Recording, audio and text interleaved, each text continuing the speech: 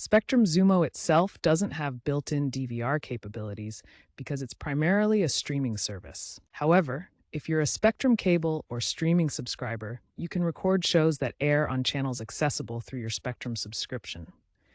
This is done using Spectrum's Cloud DVR.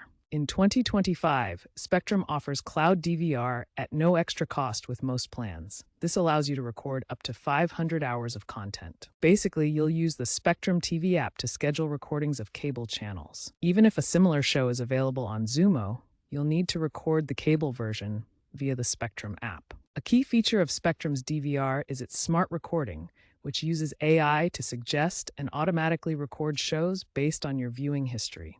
For Xumo exclusive content, you can use the Watch Later feature to save on-demand content for offline viewing for up to 30 days. First, activate your Cloud DVR by logging into your Spectrum account online or through the Spectrum app.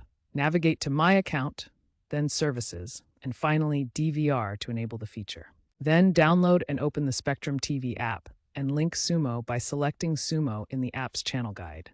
To record a show, tune to the channel within the Spectrum TV app and press the Record button on your remote or within the app.